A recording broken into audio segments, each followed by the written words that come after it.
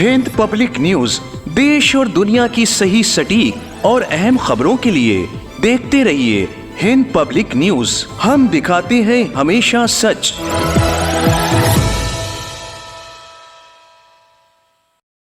आज के दौर में ए दोस्त ये मंजर क्यों है, जख्म हर सर पे, हर एक हाथ में पत्थर क्यों है।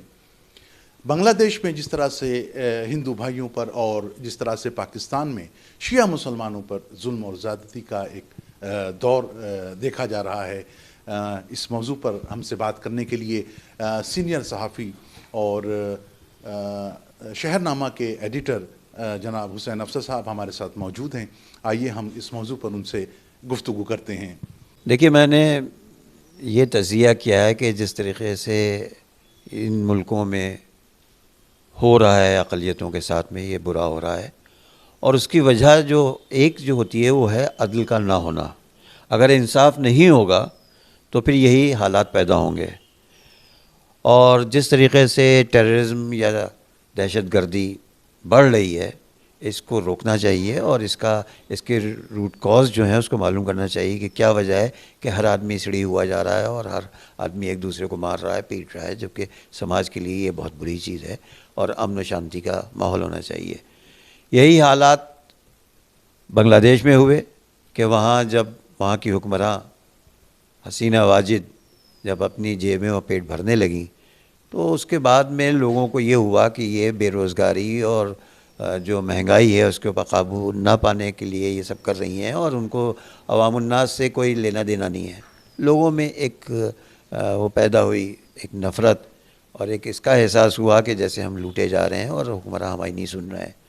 उसमें एक तरह से तख्ता पलट हुआ मामला, और उसी में फिर ये हुआ कि ये हिंदू मुसलमान का भी मामला आ गया, जबकि ये नहीं आना चाहिए था क्योंकि एजेंडा दूसरा था अवाम का। लेकिन ये हुआ कि जो अक़लियती तबक़ा था उसके जो मंदिर थे उनको तोड़ने लगे लोग, जो कि बहुत ही अफसोसनाक है क्योंकि ये समझा जाता है कि जो अक्सरियत है, मेजॉरिटी में है, वो हमारे सेफ गार्ड करेंगे चीज़ों का, तो उनको करना चाहिए था, ना कि वो ख़ुद ही टेररिस्ट बन गए। इस तरह से उन्होंने मंदिरों को तोड़ना शुरू किया और लोगों को परेशान करना शुरू किया। लेकिन एक बात उसमें ये भी अच्छी आई कि बहुत सी तंजीमों इदारे जो मुसलमानों के थे उन्होंने मंदिरों के आगे अपने कुर्सियाँ बिछा कर बैठ गए और उन्होंने मोर्चा लेना शुरू कर दिया उन मुसलमानों से जो मंदिरों को तोड़ रहे थे। हर जगह ये चीज़ अब बहुत तेज़ी से बढ़ती जा रही है, कम्युनल राइट्स और कम्युनल फ्रेंजी। इसका किसी सूरत से इसको रोकना जो है वो न सिर्फ हुक्मरानों का काम है बल्कि आवाम का भी ये काम है कि वो इन चीज़ों को चेक करें और किसी सूरत से इन चीज़ों को ना होने दें। मुसीबत ये होती है कि इसमें एक तबका जो होता है वो हुक्मरानों का होता है, जो बहुत खामोशी से इन्हें कैसा पर्दा है कि चिलमन से लगे बैठे हैं, साफ छिपते भी नहीं, सामने आते भी नहीं। वो चिलमन से झांक रहा है कि जो हो रहा है ठीक हो रहा है, हमारा नाम थोड़ी आएगा, फलां का नाम आएगा तो देख लेंगे। तो ये भी होता है, बांग्लादेश में भी यही हुआ, श्रीलंका में भी यही हुआ और हमारे यहाँ भी यही हो रहा है। और पारा चिनार में पाकिस्तान में आपने जिस तरह से देखा कि एक अक़लियती बिरादरी यानी शिया जो हैं वो हमेशा पारा चिनार में मारे जाते हैं एक रास्ते को लेकर, और वहाँ जिनकी अक्सरियत है कि वो ना सिर्फ दाढ़ी वाले हैं, टोपी वाले हैं, ऊँचे पैजामे पहनने वाले और लंबे कुर्ते पहनने वाले लोग। उनको समझना चाहिए कि तुम इस्लाम की बात करते हो, वो इस्लाम क्या यही सिखाता है कि तुम एक आदमी को लेकर उसकी टांगों को पकड़कर उसका सर नीचे करके पानी में डुबोते हो, निकालते हो, और दूसरा आदमी वो उसके सर पर वो मार रहा है, हथौड़े मार रहा है, या फिर दो आदमी उसके पैर पकड़े हुए एक आदमी के, दो आदमी उसके हाथ पकड़े हुए और उसको ज़बह ऐसे किया जा रहा है जैसे मुर्गे को या बकरे को किया जाता है। मतलब ये किस तरह की हसासियत तुम में आई है इस्लाम को सीखने के बाद भी। ये चीज़ें अच्छी नहीं है, चाहे वो हिंदुओं को मारा जाए चाहे मुसलमानों को मारा जाए, वो इंसान है, उनके घर तबाह करने का हक़ आपको नहीं है।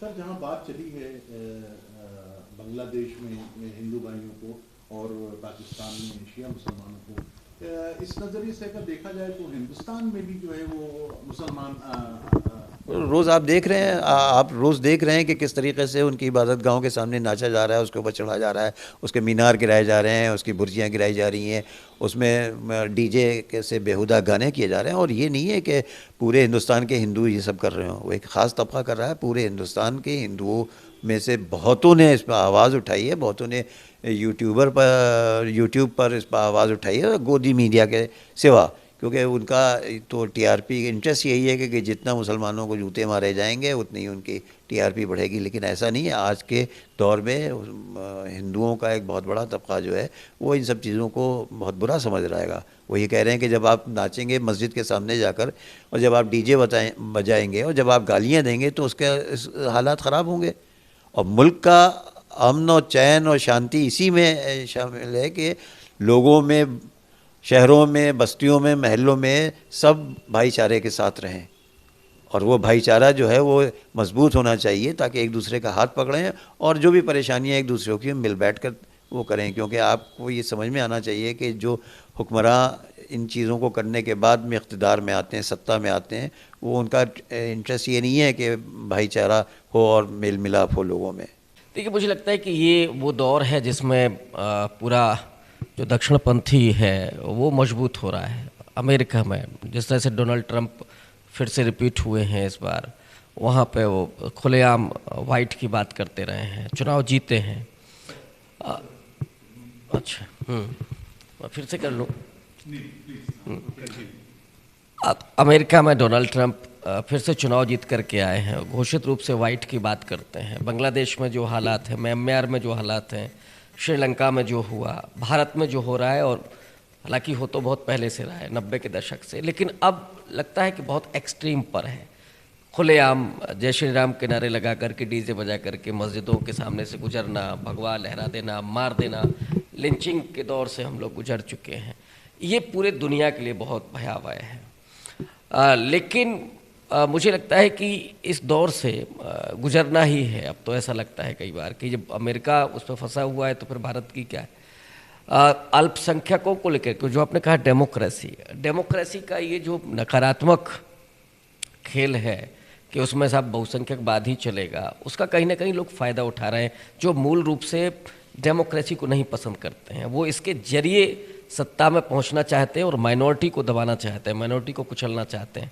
मुझे लगता है कि एक बार फिर से वही हिटलर और मुसोलिनी वाला दौर आ रहा है, और ये बहुत चैलेंजिंग है पूरी दुनिया के लिए। पूंजीवाद का जिस तरह से असर बढ़ रहा है तो वो खूनी खेल चल रहा है। लेकिन भारत जिस तरह से घिरा हुआ है, बांग्लादेश से, पाकिस्तान से, श्रीलंका से, और यहाँ के जो हालात हैं, खुद भारत के जो घरेलू हालात हैं, वो निश्चित रूप से अल्पसंख्यकों के लिए ही नहीं बल्कि इस देश के उन लोगों के लिए भी जो अपने आप को बहुसंख्यक कहते हैं। हालांकि मैं इस देश में किसी को बहुसंख्यक मानता ही नहीं हूँ। मेरा मानना ये है कि ये देश अल्पसंख्यकों का समुच्चय है, क्योंकि इसमें जो हिंदू अपने आप को कह रहा है वो हिंदू की कोई उस तरह की पहचान नहीं है। हिंदू में दलित है, हिंदू में ओबीसी है, हिंदू में आदिवासी है, तो ये अल्पसंख्यक हैं और इनका ही समुच्चय एक तरह से भारत के रूप में बनता है, वो एक हिंदू के रूप में बनता है। तो इस लिहाज से कोई माइनॉरिटी नहीं है। लेकिन बहुसंख्यकवाद की पॉलिटिक्स करके जो खेल हो रहा है वो निश्चित रूप से भयावह है, और सिर्फ मुस्लिम के लिए नहीं, सिर्फ ईसाइयों के लिए नहीं, बल्कि उससे ज़्यादा कहीं भयावह दलितों के लिए है, महिलाओं के लिए है। जो घोषित तौर पर हिंदू राष्ट्र बनाने का ऐलान किया जा रहा है, मुझे तो आश्चर्य होता है कि वो आदमी सुरक्षित कैसे है, उस आदमी को जेल में क्यों नहीं भेजा जा रहा है। अभी आज कोई अगर मुस्लिम राष्ट्र की बात कर दे इस देश को तो क्या होगा, कोई दलितिस्तान की बात कर दे तो उसके साथ क्या होगा, कोई सिखिस्तान की बात कर दे तो क्या होगा। तो ये जो चल रहा है और सत्ता के इशारे पर चल रहा है, वो थोड़ा सा चिंता में डालता है। लेकिन मैं फिर भी ये मानता हूँ कि ये मुसलमानों से भी ज़्यादा भयावह दलितों, महिलाओं के लिए है, ओबीसी के लिए है, आदिवासियों के लिए है।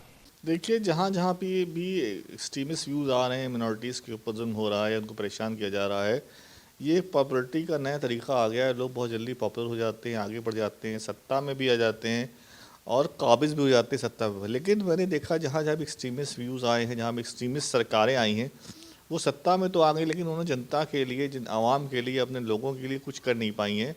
और बाकी लोगों की चीज़ों में और परेशानियां पैदा करी हैं और वहाँ के सोशल स्ट्रक्चर को डिस्ट्रॉय किया है। लोगों का कोई फ़ायदा नहीं हो पाया। जितने भी लोग इससे पहले रहे आज तक जो उसने सियासत की, वो सबको साथ में लेके चलने की बात करते थे और वही लोग असल मायने में तरक्की दे पाए। अगर आप देखिए श्रीलंका में ऐसे हालात थे, श्रीलंका में एक्सट्रीमिस्ट व्यूज़ थे, श्रीलंका की इकनॉमी क्या हुआ, वो डूब गई। वहाँ पे लोगों ने उस व्यक्ति को हटा दिया जो इस तरह की बात करता था, उसको लेकर जो सबको साथ में लेके चलने की बात करते हैं।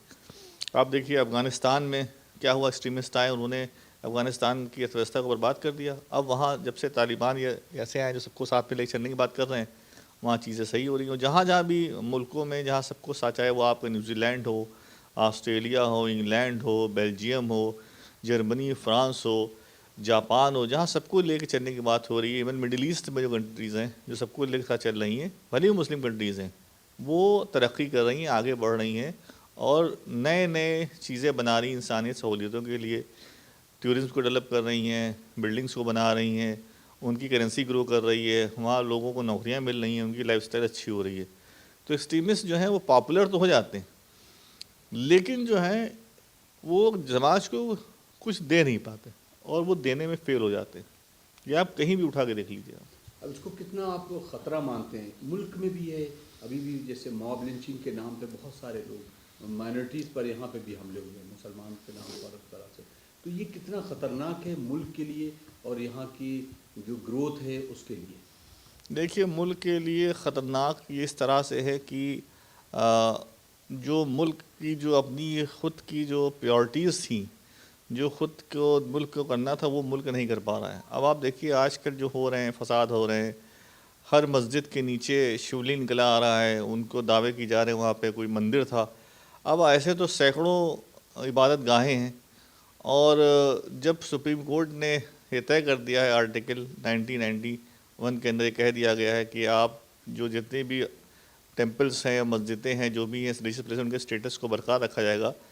और 93 में फिर बाबरी मस्जिद के कांड के पास ये हुआ था। तो उसके बाद फिर सब पे एक सवाल क्यों उठना, ऐसे तो आप सभी देखते रहेंगे तो कितनी मस्जिदों को आप देख पाएंगे। हम ये सब छोड़ के, ये सब चीज़ें तय हो जानी चाहिए थी। ये सब वो मसले हैं जो आज़ादी से पहले तय होने चाहिए थे और फिर मुल्क को आगे बढ़ना चाहिए था, जो मुल्क आगे बढ़ भी रहा था।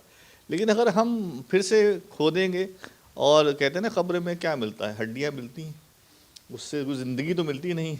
इतिहास इज़ अ डेड वुड, इतिहास में जाएंगे आपको वहाँ मुर्दे मिलेंगे, वहाँ ज़िंदगी तो कुछ मिलेगी नहीं, जिंदा चीज़ें तो मिलेंगी नहीं, तो वहाँ कुछ पॉजिटिव नहीं मिलता। फ्यूचर जो है वो आगे देखने से मिलेगा। जब आप आगे देखेंगे, आपके से अच्छे मुल्क, हिंदुस्तान ही सिर्फ एक मुल्क नहीं, दुनिया में 200 और मुल्क भी हैं। 200 और मुल्क भी रोज़मर्रा की परेशानियों से जूझ रहे हैं, उनको सामने परेशानी आती है। तो उन्होंने उस परेशानियों से कैसे निकला और कैसे अपने लोगों को अच्छी चीज़ें दी, ये देखना ज़रूरी है। देखिए, मैं तो हमेशा ये कहता हूँ कि रिलीजन एक बहुत अच्छी चीज़ है। किसी को रिलीजन से कोई परहेज़ नहीं है, कोई गुरेज नहीं, कोई परेशानी नहीं है। रिलीजन में कोई इशू नहीं है। प्रॉब्लम ये हो रही है कि हम लोग, जो लोग पॉलिटिकली रिलीजन को इस्तेमाल कर रहे हैं, उन लोगों को और रिलीजन को फ़र्क नहीं कर पा रहे हैं। आज भी जो परेशानी है हो रही है सबसे ज़्यादा कि हिंदू मुसलमान, और हिंदू मुसलमान देश में है नहीं, एक्सट्रीमिस्ट के इशूज़ हैं। जो एक्सट्रीमिस्ट हिंदूज़ हैं वो और जो एक्सट्रीमिस्ट मुस्लिम हैं वो आपस में लड़ रहे हैं, जिसमें पूरा समाज, पूरा तंत्र पिस रहा है। और जो लोग मॉडरेट व्यू रखते हैं, जो सबको साथ में लेके चलने जाते हैं, उनको वो मीडिया में जगह नहीं मिल पाती है, उनकी बात को रखा नहीं आता, उनकी बात को दबा दिया जाता है। जो पहले मीडिया में रहते थे, बात करते थे, लोग समझाते थे, अब वो फैशन नहीं है, फैशन बदल गया है। जो फैशन बदल गया है तो उसमें हो रहा है कि समाज को नुकसान हो रहा है, समाज का ताना बाना छिन-भिन हो रहा है और लोगों को अपनी जो है नौकरियां नहीं मिल रही। एक्सट्रीमिस्ट होने में कोई बुराई नहीं है। फिर कहता हूँ, अगर आप अपने धर्म को लेकर एक्सट्रीम व्यूज़ रखते हैं तो उसमें कोई बुराई नहीं है, आप और प्योर बन रहे हैं, चाह रहे हैं।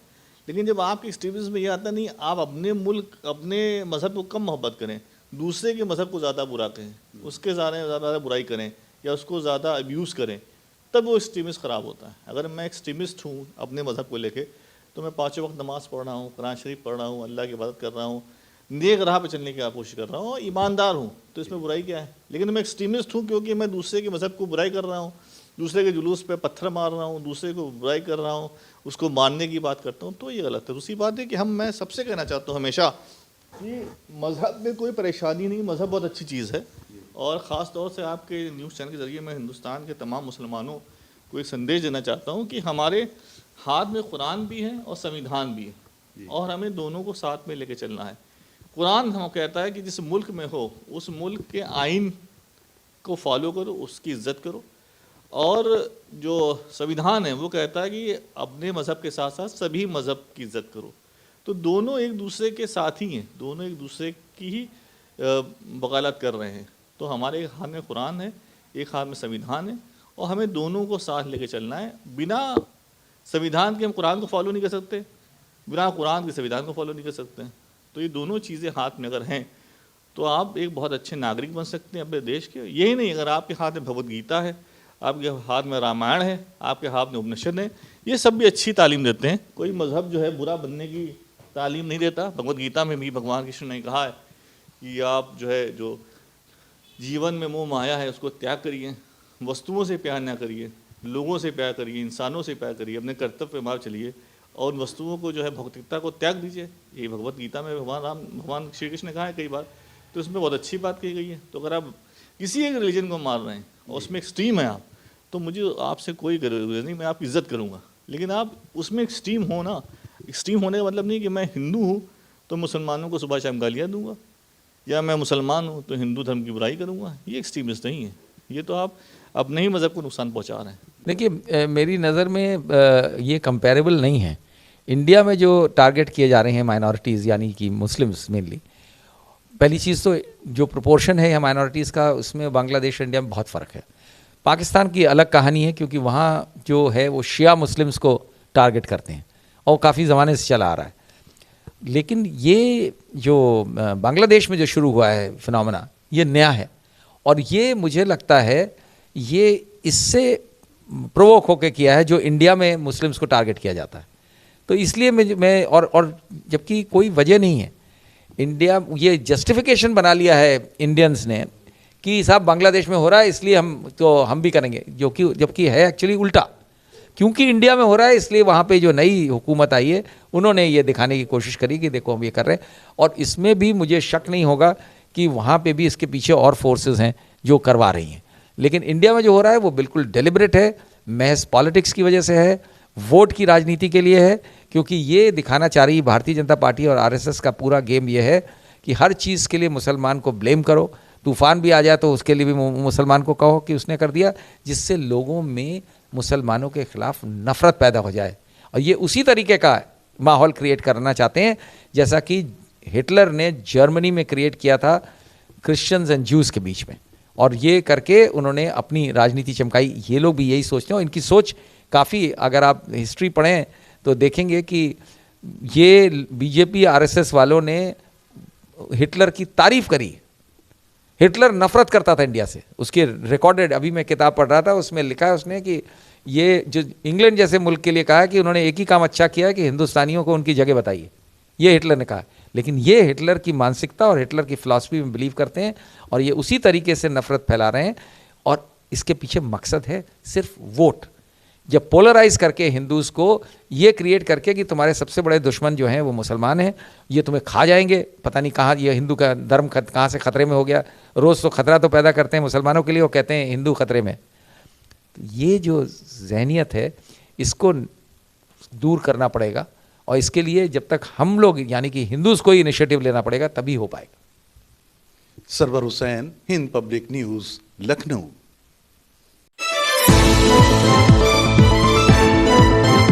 हिंद पब्लिक न्यूज देश और दुनिया की सही, सटीक और अहम खबरों के लिए देखते रहिए हिंद पब्लिक न्यूज।